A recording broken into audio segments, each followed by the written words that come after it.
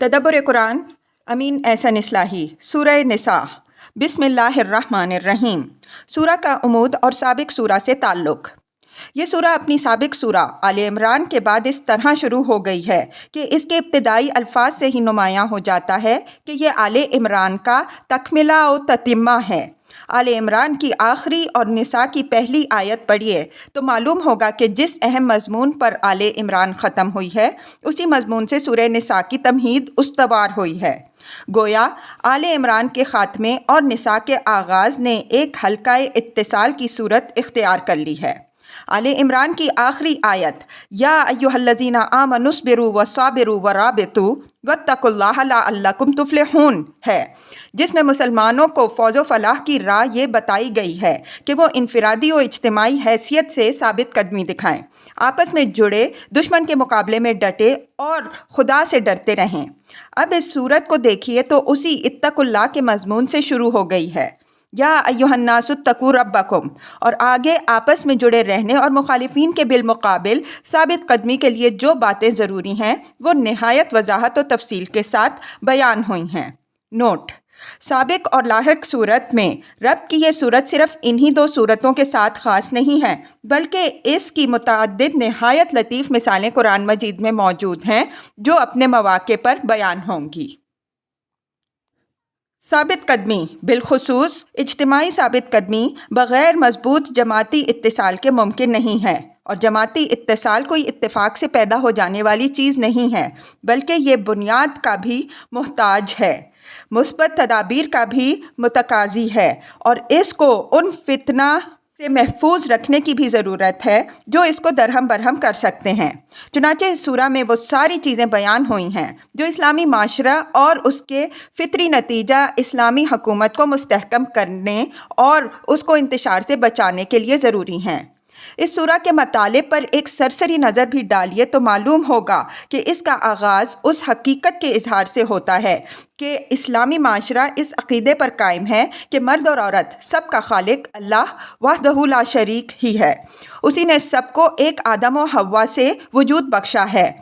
اس وجہ سے خدا اور رحم سب کے درمیان مشترک ہیں۔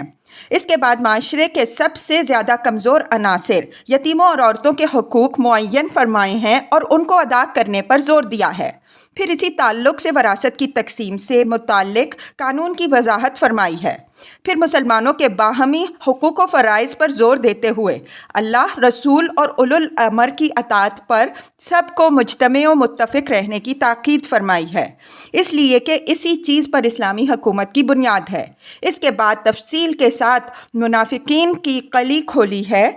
جو اسلامی معاشرے کے اندر ناسور کی حیثیت رکھتے ہیں اور مسلمانوں کے اندر ان کے دشمن یہود و نصارہ کے ایجنٹ کے طور پر کام کر رہے ہیں۔ اس روشنی میں غور کیجئے تو اس سورہ میں گویا اس ارتباط باہمی کی بنیادیں استوار کی گئی ہیں جس کی ہدایت پر سابق سورہ ختم ہوئی تھی۔ سورہ کے مطالب کا تجزیہ۔ یہ سورہ کے عمود اور سابق سورہ کے ساتھ اس کے تعلق کی طرف ایک اجمالی اشارہ تھا۔ اب ہم اس کے مطالب کا تجزیہ بھی کیے دیتے ہیں تاکہ پوری سورہ کے مضامین پر ایک سرسری نگاہ پڑ جائے۔ 1 اللہ تعالیٰ سے ڈرتے رہنے کی ہدایت، جس نے سب کو ایک ہی جان سے پیدا کیا، تمام مرد اور تمام عورتیں ایک ہی آدم علیہ السلام اور حوا علیہ السلام کی اولاد ہیں، اس وجہ سے خدا اور رشتہ رحم سب کے درمیان مشترک ہے۔ اس کا بدیہی تقاضا یہ ہے کہ سب خدا سے ڈرتے رہیں اور سب رشتہ رحم کا احترام ملحوظ رکھیں۔ انہی دو بنیادوں پر اسلامی معاشرہ کی عمارت قائم ہے۔ یتیموں کے حقوق ادا کرنے کی تاکید اور اس بات کی ممانعت کہ زوراور سرپرست اپنے رشتہ دار یتیموں کے اچھے مال اپنے برے مالوں سے بدلنے یا اپنے مال کے ساتھ ملا کر ان کو ہڑپ کرنے کی تدبیریں کریں۔ یتیموں کے حقوق کے تحفظ کے نقطۂ نظر سے ان کی ماؤں سے نکاح کی اجازت اور اس کے لیے 4 تک کی قید، عدل اور ادائے مہر کی شرائط کے ساتھ تعداد ازواج کی رخصت۔ سرپرستوں کو اس بات کی ہدایت کہ وہ اس وقت تک یتیموں کے مال و جائیداد ان کے حوالے نہ کریں جب تک کہ ان کے اندر معاملات کی سوجھ بوجھ نہ پیدا ہو جائے، لیکن اس دوران میں ان کی ضروریات اور ان کی دلداری کا پورا خیال رکھیں۔ جب ان میں معاملات کی سوجھ بوجھ پیدا ہو جائے تو ان کا مال ان کے حوالے کر دیا جائے۔ اس تولیت کے دوران میں اگر کوئی سرپرست غریب ہو تو یتیم کے مال میں سے بقدر کفاف لے سکتا ہے، لیکن اس کے لیے یہ جائز نہیں ہے کہ وہ یتیم کے بڑے ہو جانے کے اندیشے سے اس کے بڑے ہونے سے پہلے ہی اس کی ساری املاک و جائیداد ٹھکانے لگا دینے کی کوشش کرے۔ 7 تا 14 تقسیم وراثت کے ضابطے کی تفصیل تاکہ ضعیف اور قوی سب کے حقوق معین ہو جائیں اور معاشرے میں ظلم و حق تلفی اور نزاع و مخاصمت کے دروازے بند ہو جائیں۔ 15 تا 18 معاشرے کو فواحش سے پاک رکھنے کے لیے ایک ابتدائی حکم اور اس کے متعلق اس امر کی وضاحت کہ کن لوگوں کی توبہ قبول ہوتی ہے کن کی نہیں۔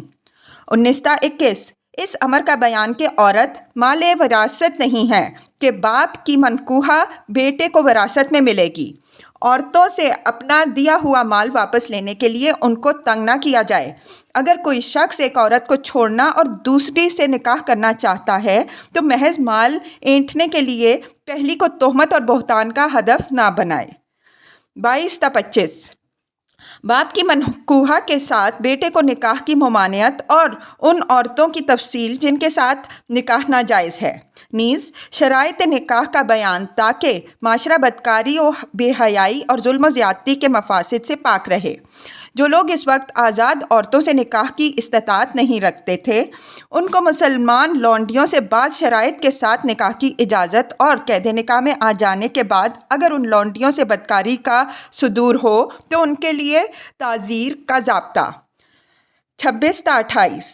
مسلمانوں کو آگاہی کہ اللہ تعالیٰ ان احکام و ہدایات کے ذریعے سے تمہاری رہنمائی ایمان و عمل صالح اور توبہ و اصلاح کی اس شاہراہ کی طرف فرما رہا ہے جو اس نے ہمیشہ اپنے صالح بندوں کے لیے پسند فرمائی ہے۔ ان احکام و ہدایات میں اس نے وہ سہولت بھی ملحوظ رکھی ہے جو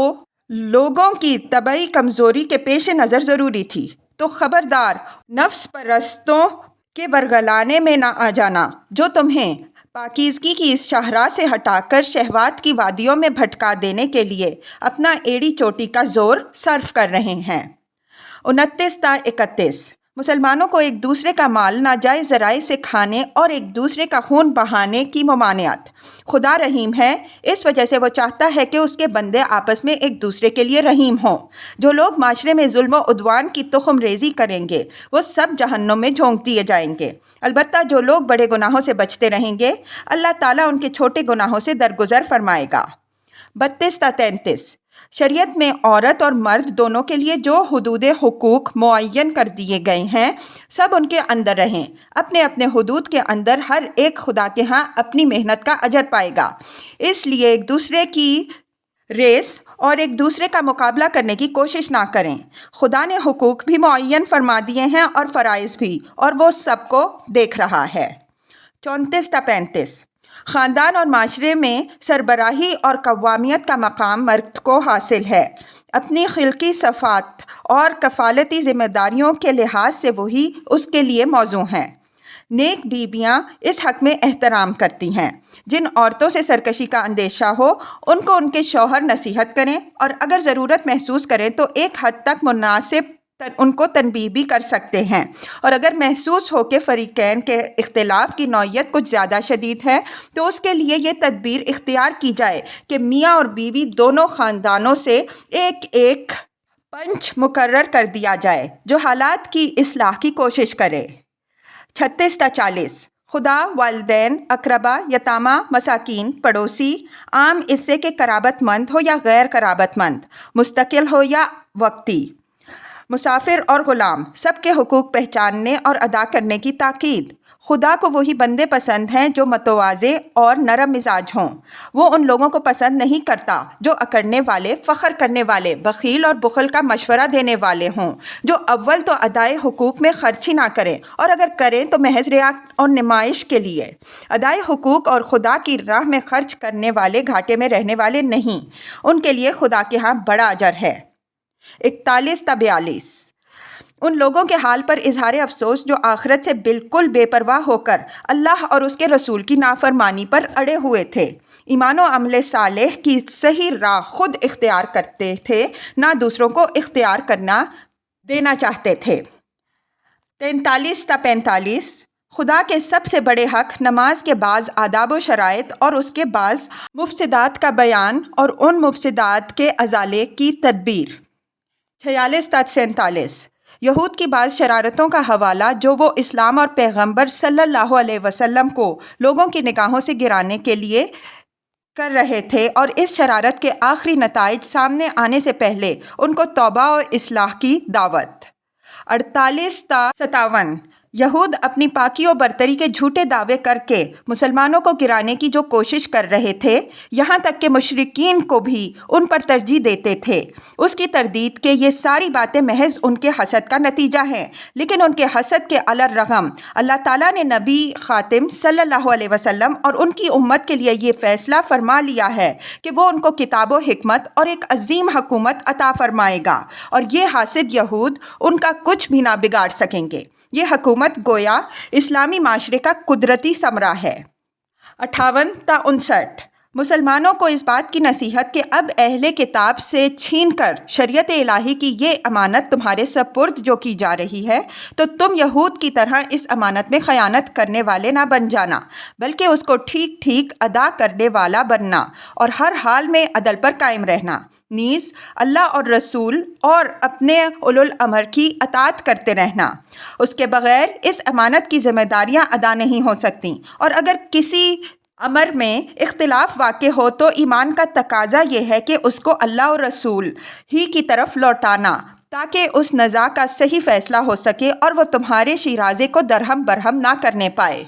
60 تا 70 منافقین کو ملامت کہ وہ اللہ اور رسول کی اطاعت پر مجتمع ہونے کے بجائے اسلام اور مسلمانوں کے خلاف سے جو میل جول رکھتے ہیں اور اس کو بڑی دانش مندانہ سیاست سمجھتے ہیں، حالانکہ اس وقت تک ان کا ایمان ہی معتبر نہیں ہے جب تک وہ پورے طور پر اپنے آپ کو پیغمبر صلی اللہ علیہ وسلم کے حوالے نہ کر دیں اور ہر معاملے میں ان کی اطاعت نہ کریں۔ 71 تا 76 مسلمانوں کو اپنی مدافعت اور دارالکفر میں گھرے ہوئے مسلمانوں کی آزادی کے لیے جہاد کی تاکید۔ ان منافقین کو ملامت جو جہاد سے جی چراتے تھے، مسلمانوں کی ہمتیں پست کرتے تھے، مال غنیمت میں حصہ داری کے تو متمنی اور مدعی تھے، لیکن خطرہ کوئی بھی مول لینے کے لیے تیار نہ تھے۔ 77 تا 80 منافقین کی اس متضاد روش پر ملامت کہ جب تک جہاد کا حکم نہیں ہوا تھا اس وقت تو وہ اپنی منافقت پر پردہ ڈالنے کے لیے جہاد کے لیے بڑی بے قراری سے اظہار کر رہے تھے، لیکن اب کہ جہاد کا حکم دے دیا گیا ہے تو جس طرح خدا سے ڈرنا چاہیے اس طرح بلکہ اس سے بھی زیادہ اسلام کے دشمنوں سے ڈرتے ہیں، حالانکہ موت سے کہیں بھی مفر نہیں۔ ان کی کج فہمی کا حال یہ ہے کہ اگر کوئی کامیابی حاصل ہوتی ہے تو اس کو خدا کی طرف منسوب کرتے ہیں، لیکن اگر کوئی ابتلا پیش آ جائے تو اس کو پیغمبر صلی اللہ علیہ وسلم کی بے تدبیری کا نتیجہ قرار دیتے ہیں، حالانکہ خیر و شر سب ہی خدا کی طرف سے ہے، البتہ شر جو پیش آتا ہے تو ان کے اعمال کا نتیجہ ہوتا ہے۔ آخر میں پیغمبر صلی اللہ علیہ وسلم کو تسلی کہ جو تمہاری اطاعت کریں وہی در حقیقت خدا کی اطاعت کرنے والے ہیں، جو تمہاری اطاعت سے گریز اختیار کریں ان کا معاملہ اللہ کے حوالے کرو، تم پر ان کی ذمہ داری نہیں ہے۔ 81 تا 85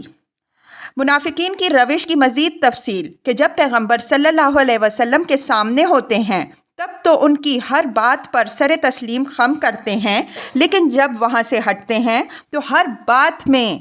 مین میخ نکالنا شروع کر دیتے ہیں، حالانکہ پیغمبر صلی اللہ علیہ وسلم جو کچھ بھی کہتے ہیں سب خدا ہی کی طرف سے ہوتا ہے۔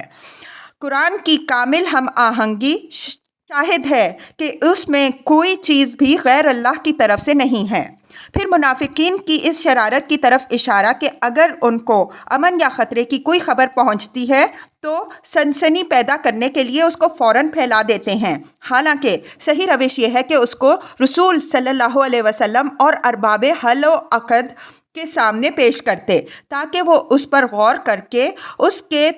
تدارک کے لیے صحیح قدم اٹھاتے، لیکن یہ مسلمانوں کے دل بٹھانے کے لیے یہ شرارت کرتے ہیں۔ انہیں یاد رکھنا چاہیے کہ جو کسی حق کی تائید میں کوئی کلمہ خیر کہے گا تو اس کو اس میں سے حصہ ملے گا، اور جو کسی حق کی مخالفت میں کلمہ شر زبان سے نکالے گا تو اس کو اس میں سے حصہ ملے گا۔ 86 تا 87 منافقین کی مذکورہ بالا روش کے باوجود مسلمانوں کو یہ ہدایت کہ معاشرہ کے اندر ان کو نکو بنانے کی کوشش نہ کی جائے، بلکہ ظاہری سلوک ان کے ساتھ وہی رکھا جائے جو مسلمانوں کے ساتھ ہونا چاہیے، یعنی ان کے ساتھ سلام کلام باقی رکھا جائے۔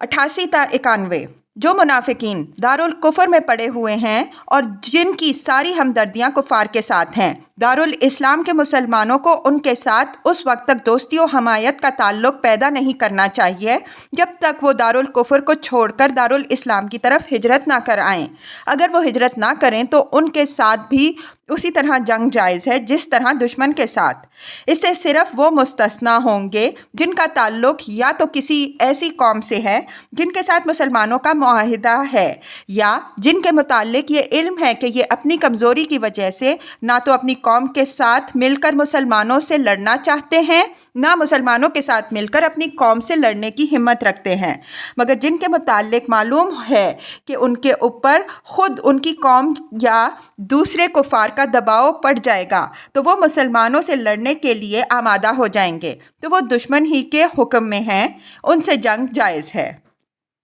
92 تا 94 دارالحرب میں پڑے ہوئے مسلمانوں کے جان و مال کے احترام سے متعلق بعض احکام۔ 95 تا 100 دارالحرب کے مسلمانوں کو ہجرت اور جہاد کی تاکید، تاکہ وہ کفر کے ماحول سے نکل کر اسلامی معاشرے میں آئیں اور اپنے ایمان کی حفاظت کے ساتھ ساتھ اسلام اور مسلمانوں کو قوت بہم پہنچائیں۔ 101 تا 104 جہاد کے لیے ہر وقت مستعد رہنے کے حکم کے متعلق سے خطرے کی حالت میں نماز کا طریقہ۔ 105 تا 126 ان مسلمانوں کو تنبیہ جو کھلے ہوئے منافقین کے معاملے میں بھی مداہنت برتتے ہیں، یہاں تک کہ بعض اوقات ان کی طرف سے مدافعت کے لیے اٹھ کھڑے ہوتے ہیں۔ فرمایا کہ پیغمبر صلی اللہ علیہ وسلم کے خلاف منافقین کی سرگوشیاں اور سرگرمیاں اور اسلام کی راہ چھوڑ کر دوسری راہ اختیار کرنے کی کوشش کوئی معمولی جرم نہیں ہے۔ یہ چیز اپنی فطرت کے لحاظ سے شرک ہے، اور شرک کو اللہ تعالیٰ کبھی معاف فرمانے والا نہیں ہے۔ خدا کے ہاں چھوٹی آرزوئیں کام آنے والی نہیں، بلکہ ایمان اور عمل صالح کام آنے والے ہیں۔ 127 تا 130 ابتدائی سورہ میں جو احکام یتیموں، ان کی ماؤں اور عورتوں کے متعلق بیان ہوئے، ان کے متعلق بعد میں پیدا ہونے والے بعض سوالوں کے جواب۔ 131 تا 147 مسلمانوں کو پوری سختی کے ساتھ اس بات کی تاکید کہ جو کچھ حکم دیا جا رہا ہے اس پر بے چون و چرا عمل کرو، اس سے گریز و فرار کی راہیں نہ اختیار کرو، اور منافقین کی کفر دوستی سے پوری شدت کے ساتھ اظہار بیزاری کرو، اور یہ تنبیہ کہ منافقین اور کفار دونوں کا ٹھکانہ جہنم ہے۔ 148 تا 149 مسلمانوں کو اس بات کی نصیحت کہ ہر چند منافقین ہر ملامت کے سزاوار ہیں، لیکن بے ضرورت بد زبانی اور سخت کلامی ان کے ساتھ جائز نہیں۔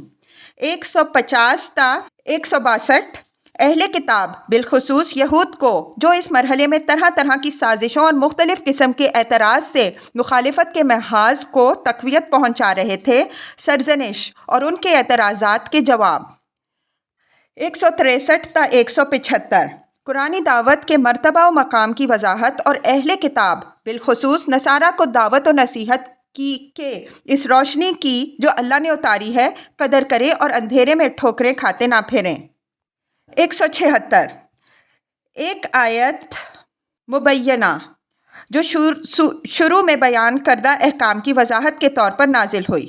مذکورہ بالا تجزیے پر تدبر کی نگاہ ڈالیے تو یہ بات صاف نظر آئے گی کہ آیت 40 تک تو معاشرہ سے متعلق احکام و قوانین بیان ہوئے ہیں، اور ضمناً کہیں کہیں اس رد عمل کی طرف بھی اشارہ ہو گیا ہے جو ان احکام کا مخالفین پر ہوا، لیکن آیت 40 کے بعد کلام کا رخ بتدریج اسلامی نظام حکومت کی اساسات کی وضاحت اور اسلام کے مخالفین کی طرف مڑ گیا ہے، اور اس رویے پر تفصیل کے ساتھ تنقید کی گئی ہے جو اس نظام حق کی مزاحمت کے لیے اہل کتاب اور منافقین نے اختیار کیا۔ منافقین اس میں خاص طور پر زد میں آئے ہیں۔ اس کی وجہ جیسا کہ ہم نے سورہ کے دیباچہ میں ظاہر کی یہ ہے کہ معاشرے اور حکومت کے استحکام کے نقطۂ نظر سے